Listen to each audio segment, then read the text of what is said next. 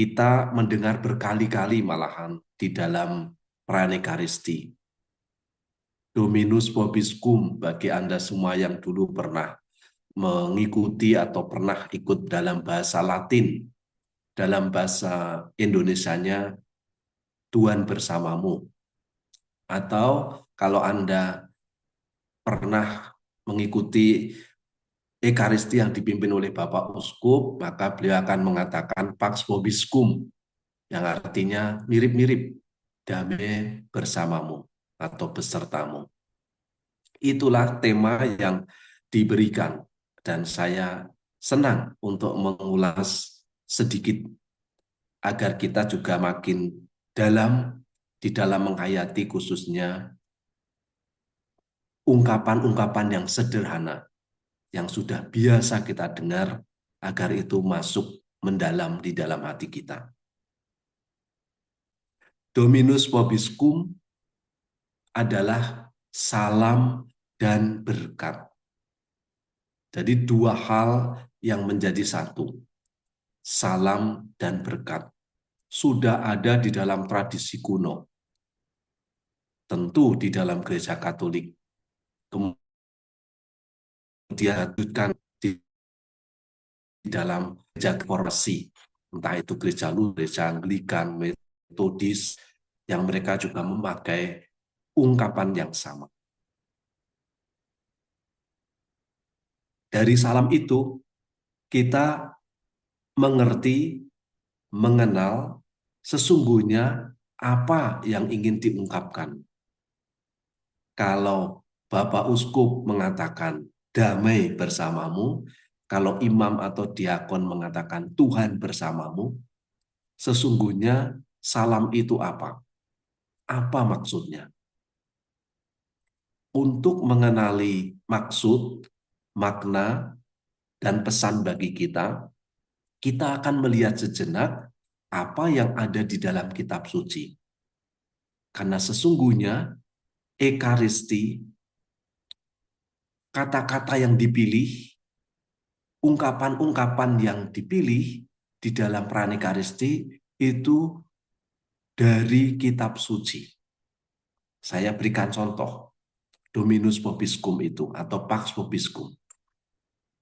Dalam Matius 10 ayat 12-13 dikatakan, apabila kamu masuk rumah orang, berilah salam kepada mereka. Jika mereka layak menerimanya, salam itu turun ke atasnya. Jika tidak, salam itu kembali kepadamu. Jadi ini bukan hanya sekedar ungkapan kata-kata.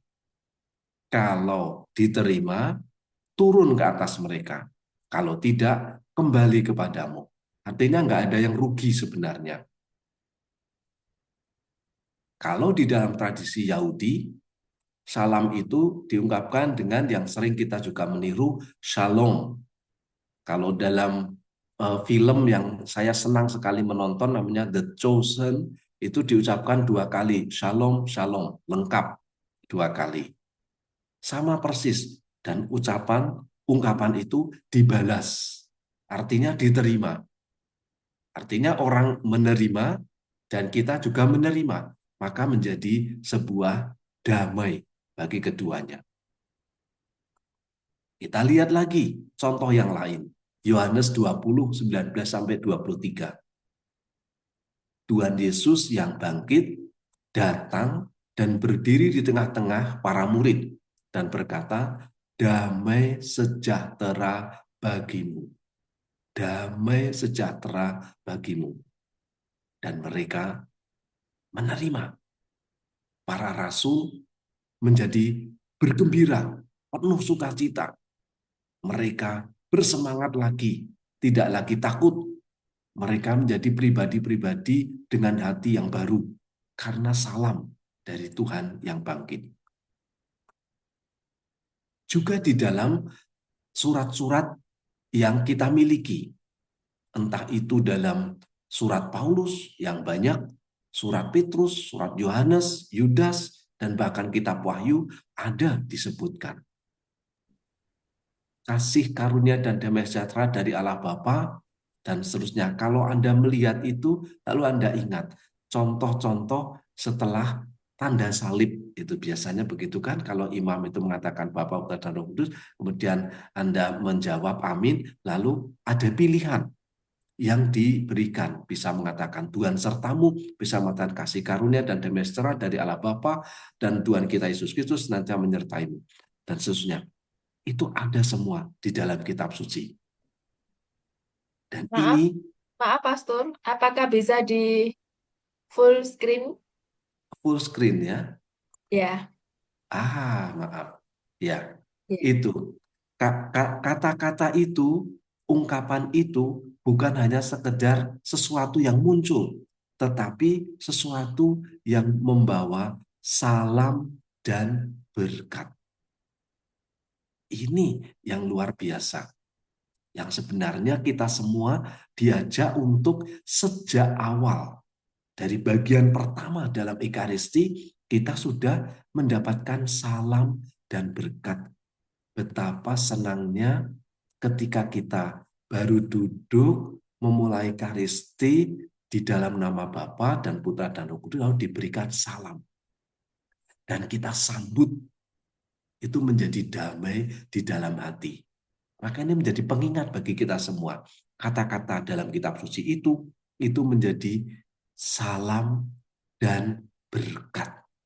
Membawa sesuatu kepada kita. Nah, satu contoh yang saya paling senang adalah apa yang terjadi dalam diri Bunda Maria. Dalam Lukas 1 itu.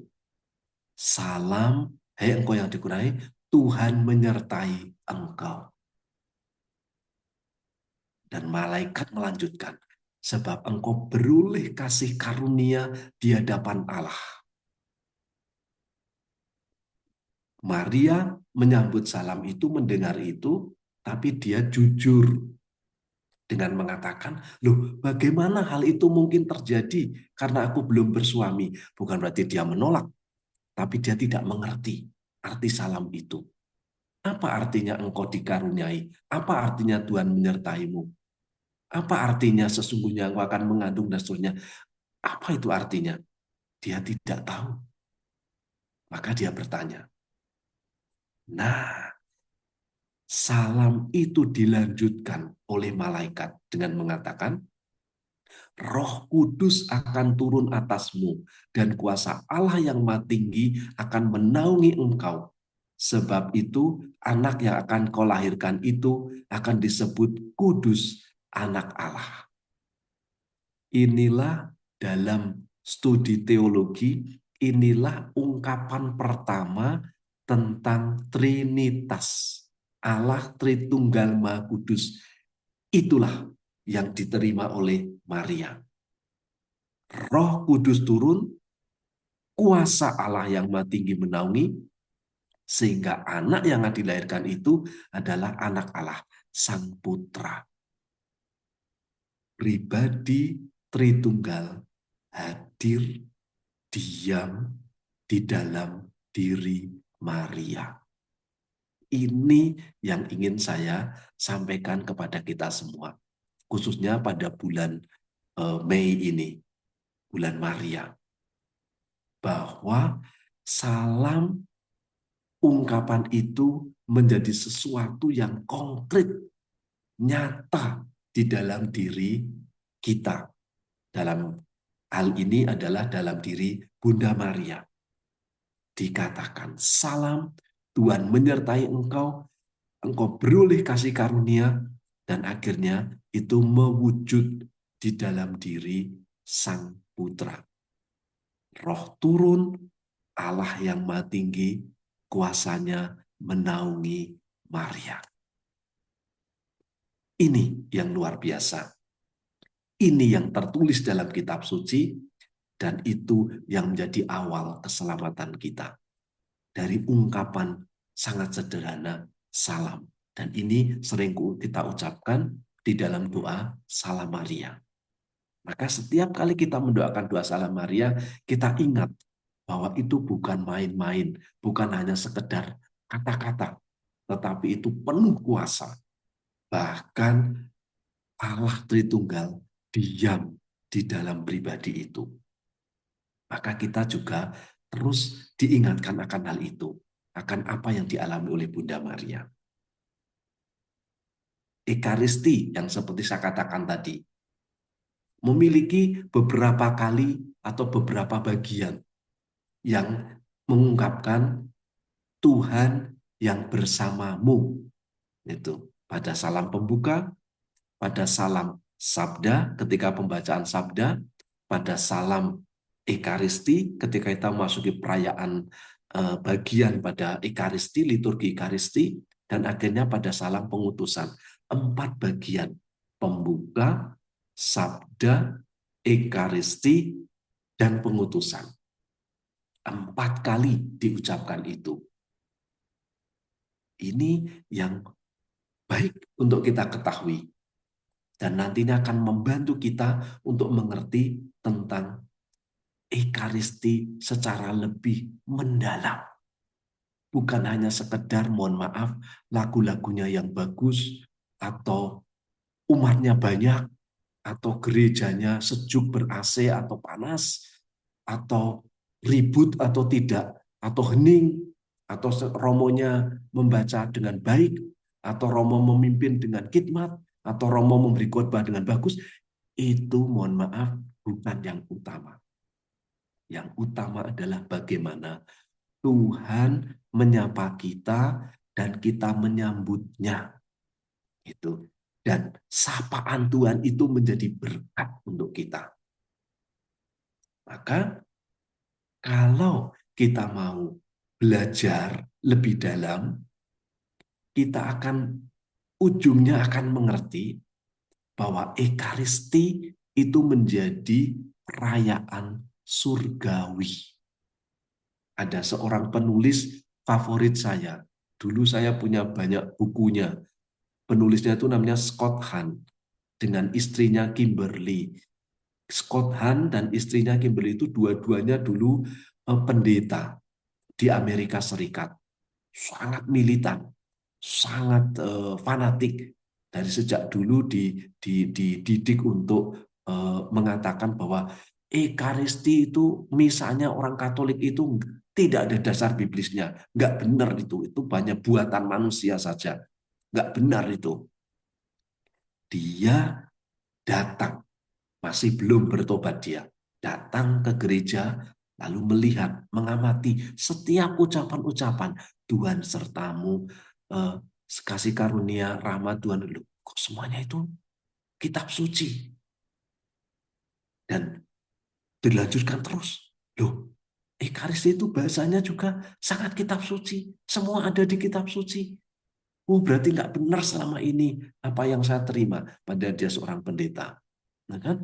Mengatakan bahwa Ekaristi itu bukan biblis. Nggak benar.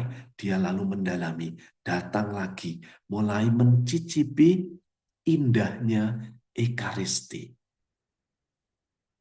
Dan dia bahkan menuliskan sebuah buku, di antara beberapa buku yang paling saya suka itu yang Rome Sweet Home, mengisahkan perjalanan dia sekeluarga untuk kembali ke gereja Katolik. Dan ini salah satu yang ditulis tentang di atas bumi seperti dalam surga. Perayaan perjamuan Tuhan, Ekaristi, itu bagaikan surga yang ada di atas bumi. Kita jadi ingat doa Bapa kami di atas bumi seperti di dalam surga. Kita tidak usah jauh-jauh. Tidak usah membayangkan yang lain-lain. Tidak usah mencari-cari contoh yang lain. Ekaristi yang sering kita hadir, kita berpartisipasi, turut merayakan di dalamnya, itu adalah surga yang ada di atas bumi. Perjumpaan antara Allah dan manusia di dalam Ekaristi. Allah yang menyapa kita dan kita membuka hati menyambutnya.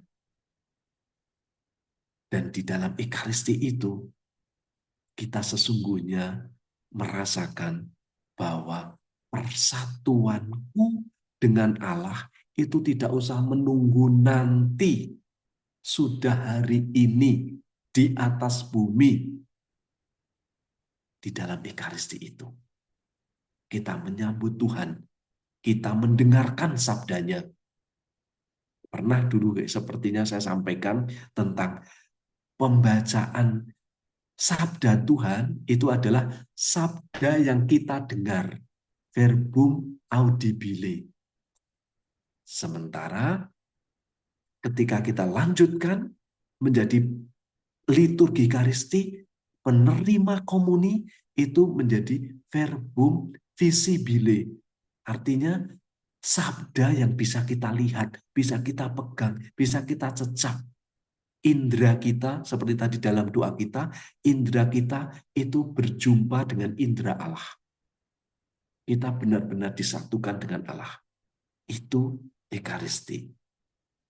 Dengan ungkapan-ungkapan sederhana, salam, dengan memasukkan itu menuntun kita masuk di dalam setiap bagian dari Ekaristi, entah itu sabda, pembuka, sabda, Ekaristi, dan nanti bagian penutup saya sampaikan, itu membawa kita sesungguhnya menghayati kebersamaan dengan Tuhan. Apa sih yang kita cari? Apa sih yang kita doakan setiap hari? Apa sih yang akan kita jumpai nanti ketika kita sudah dipanggil menghadap Tuhan? Kan sama perjumpaan aku dengan Tuhan. Tidak usah menunggu nanti. Di dalam Ekaristi kita sudah ketemu. Ini yang luar biasa yang ingin saya sampaikan sebagai bagian yang sangat pokok bagi kita untuk bisa menghayati sebuah Ekaristi.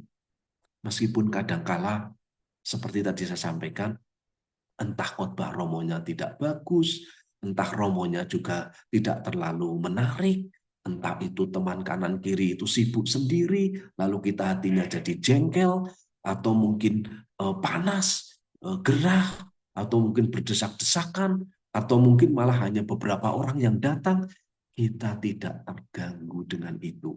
Karena kita mau menerima salam dari Tuhan, lalu hati kita menjadi lebih damai.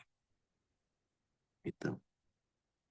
Dan yang sesungguhnya sudah dituliskan di dalam kitab suci, itu yang saya sampaikan tadi bukan hanya sekedar omongan saya, tapi ada dalam kitab suci, yaitu untuk ambil bagian dalam hidup abadi. Mempunyai hidup yang kekal. Ya kan? Makan daging dan minum darahnya. Itu membuat kita tinggal di dalam Allah. Ia tinggal dalam aku dan aku di dalam dia. Karena kita menyambut. Dan akhirnya apa? Hidup selama-lamanya. Karena kita ada dalam persatuan dengan Allah. Saya berikan catatan kecil di situ. Saudari-saudaraku, tidak usah menuntut diri kita terlalu keras untuk menjadi sempurna, untuk bisa menerima Tuhan.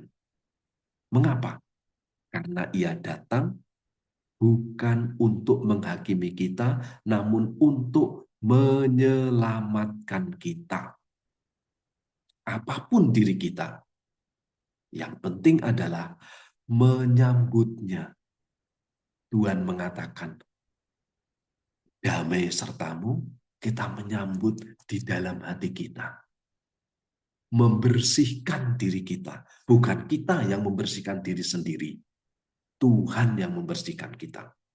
Dan membawa damai dalam diri kita. Sehingga hidup abadi itu sudah kita mulai sejak kita masih hidup sekarang ini.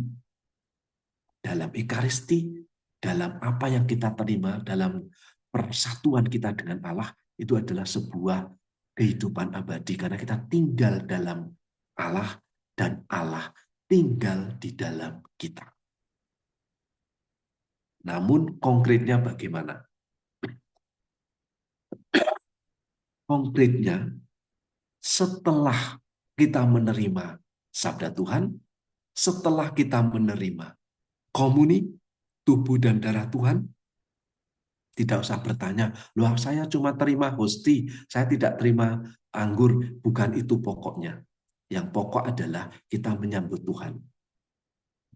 kita lalu diberikan salam yang terakhir, yaitu salam perutusan.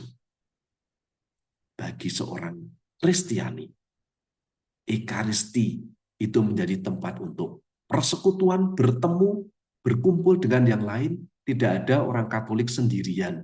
Itu diajak untuk berkomuni, untuk bersatu, dan mendengarkan pewartaan sabda Allah, yang menerima tubuh Tuhan. Kemudian kita setelah dikenyangkan dan diperlengkapi, kita diutus pergi ke dunia dengan mengatakan salam yang terakhir adalah Tuhan sertamu dan sertamu juga, lalu diberikan berkat, lalu di ujung dikatakan ite missa est. Ya kan? Artinya pergilah di dalam damai. Atau ungkapan yang lain yang seperti saya sampaikan di awal, itu ada ungkapan-ungkapan yang berbeda yang semua ada di dalam kitab suci. Pergilah dan wartakanlah Injil, pergilah dalam damai, muliakan Tuhan dalam hidupmu, atau syukur, dan jawaban umat selalu syukur kepada Allah. Di situ ingin disampaikan perutusan kita yang bukan hanya diterima untuk kita menjadi senang, ekstase, ya kan, seperti Santo Santa. Tuhan sudah datang kepadaku, aku merasakan hidup di dalam surga. Tuhan ada di dalam diriku, aku merasakan damai. Tuhan mengatakan, Ekaristi sudah selesai. Pergi, go, wartakan damai itu. Bagaimana itu? Ini pertanyaannya. Maka saya memberikan beberapa hal. Yang diwartakan adalah damai. Dan diberikan jawaban, salah satunya dalam yang saya pilih adalah sabda bahagia Tuhan. Yang disampaikan, kita bisa baca dalam Matius 5. Yang dikatakan, berbahagialah orang yang miskin di hadapan Allah, karena merekalah yang mempunyai kerajaan surga. Berbahagialah orang yang berduka cita, karena mereka akan dihibur. Berbahagialah orang yang lemah lembut, karena mereka akan memiliki bumi. Miskin, berduka cita, lemah lembut, berbahagialah. Di dalam hati kita ini, yang telah dipenuhi Tuhan, yang telah diberikan damai, kita diajak untuk mewartakannya dalam setiap sikap itu. Miskin di hadapan Allah, selalu haus akan Allah. Rasanya aku belum cukup kaya untuk tidak membutuhkan Allah lagi. Itu namanya orang miskinnya Allah. Meskipun berduka cita, percaya bahwa aku berduka cita akan dihibur. Orang yang lemah lembut, yang baik hati, jangan capek menjadi orang baik. Jangan menjadi patah semangat menjadi orang yang selalu berbaik hati. Mungkin pernah ditipu, mungkin pernah dibohongin orang, tetaplah menjadi pribadi yang berbahagia. Karena apa? Sekali lagi, Tuhan sudah ada di dalam hatiku, tinggal di dalam aku. Kita lanjutkan. Damai yang ada di dalam hati itu membuat kita bisa tetap kuat. Berbahagialah orang yang lapar dan haus akan kebenaran, karena mereka akan dipuaskan. Berbahagialah orang yang murah hatinya, karena mereka akan beroleh kemurahan. Berbahagialah orang yang suci hatinya, karena mereka akan melihat Allah. Saudari-saudaraku, ini kualitas-kualitas yang luar biasa ini, kalau Anda resapkan di dalam hati, itu membuat hidup kita benar-benar memiliki damai, lapar, haus, murah hati, suci hati, dan Tuhan mengatakan, berbahagialah, berbahagialah. Dan berbahagialah orang yang membawa damai, karena mereka disebut anak-anak Allah. Berbahagialah orang yang dianiaya oleh sebab kebenaran, karena merekalah yang mempunyai kerajaan surga. Berbahagialah kamu jika karena aku, kamu dicela dan dianiaya, dan kepadamu difitnahkan segala yang jahat. Tak berbahagia. Ini yang menjadi sumber kekuatan. Dan penutup dari damai berbahagialah, sabda bahagia itu dikatakan bersukacitalah dan bergembiralah karena upahmu besar di surga. Sebab demikian juga telah dianiaya nabi-nabi yang sebelum kamu. Bersukacita dan bergembira. Itu sebenarnya perutusan yang luar biasa. Perutusan bukan hanya pergi ke tengah jalan lalu berteriak-teriak mempertobatkan orang atau mengunjungi mengetuk pintu semua orang dari agama lain, semua disuruh ikut Yesus. Bukan hanya seperti itu, tapi justru perutusan yang sangat dalam artinya yaitu untuk menghidupi sabda bahagia Tuhan itu. Dianiaya tetap berbahagia. Berduka cita, tetap berbahagia. Dianiaya, tetap berbahagia. Bersuka cita dan bergembira. Mungkin hal ini sangat sulit untuk dicerna, tapi memang itulah yang sangat sejati, yang inti dari kehidupan kita.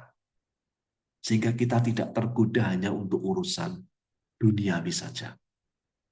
Saya akhiri dengan apa yang saya khotbahkan tadi pagi ketika saya memimpin Ekaristi. Bacaannya ada dua. Bacaan pertama yang mengisahkan Paulus dan Barnabas, Paulus yang menyembuhkan orang yang pincang sejak lahir, disembuhkan. Mereka ingin menyembah, ingin memberi persembahan seperti agama Romawi kuno, dewa-dewa, dianggap sebagai dewa. Paulus tidak mau. Dan bacaan Injil tentang siapa yang mempercayai Tuhan, dan di ujung adalah Roh Kudus akan turun ke atas kita, Sang Parakletos, Sang Penghibur kita akan turun dan menjadikan kita diberi jelaskan segala-galanya dan dituntun untuk masuk ke dalam kebenaran. Itu yang saya katakan tentang berbahagia itu adalah kebenaran. Menghidupi secara benar. Dan di ujung dalam khotbah saya tanya, kenapa gereja Katolik tidak nggak mempromosikan atau menggembar-gemborkan tentang penyembuhan, ya kan? Jarang-jarang gereja Katolik seperti itu. Para romo juga tidak dididik semester khusus untuk menyembuhkan. Tidak. Mengapa? Karena justru yang paling dalam bukan hanya urusan fisik, penyembuhan fisik, tapi penyembuhan hati. Keselamatan yang dibawa Tuhan itu bukan urusan mengubah air menjadi anggur, membuat orang senang pada saat pesta perkawinan di Kana itu, atau membangkitkan Lazarus, tetapi justru yang ujungnya adalah di kayu salib, di mana dia sendiri juga dianiaya, dia sendiri menderita, dia sendiri dicaci maki, dan ujungnya adalah keselamatan surgawi seperti yang dia katakan kepada si penyamun. Hari ini juga engkau akan bersama-sama dengan aku. Upah surgawi. Kedalaman hati. Damai di dalam hati. Di mana aku merasakan Tuhan tinggal bersama dengan aku. Itu yang paling utama. Kesembuhan batin. Kesembuhan jiwa. Keselamatan jiwa. Itu yang menjadi utama. Bukan yang urusan fisik atau urusan yang serba material. Maka saudara-saudaraku, bersukacita, bergembira, itu menjadi tanda salam yang kita dengar diucapkan oleh imam atau uskup, itu masuk dalam diri kita. Kita pulang dengan sukacita dan bergembira karena Tuhan bersama-sama dengan aku. Terima kasih.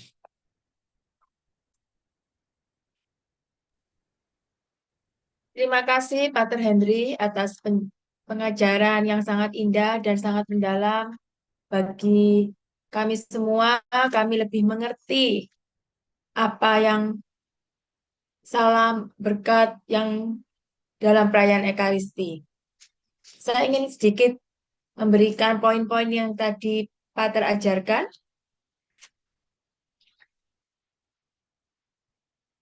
Dominus vobiscum, pada Ekaristi menjadi kita akan menjadi lebih mengerti dan memaknai bahwa Dominus Vobiscum artinya adalah salam dan berkat. Ini mengacu kepada sabda Allah, yaitu pada Injil Matius, Yohanes, di mana orang yang menerima dan yang mengucapkan salam tersebut ada damai pada keduanya. Dan ada 4 salam yang di dalam Ekaristi. Yang pertama tadi Tuhan bersamamu, yang kedua adalah salam sabda.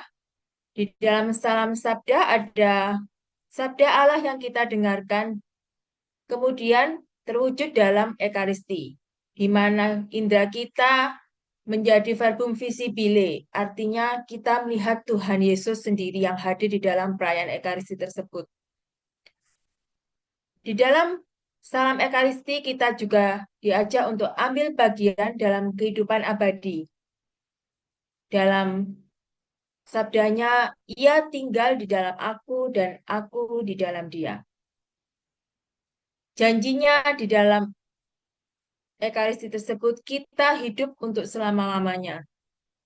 Tuhan membersihkan diri kita sehingga di dalam Ekaristi upaya untuk hidup abadi di dalam dunia ini. Setelah menerima komuni, kita diajak untuk diutus pergi ke dunia, untuk pergi dalam damai, mewartakan Injil, memuliakan Tuhan melalui hidup kita. Dan janji Tuhan, kita akan menerima 7 sabda bahagia yang sudah tadi Pater uraikan. Sekian poin-poin yang Pater Henry tadi ajarkan. Terima kasih, Pater.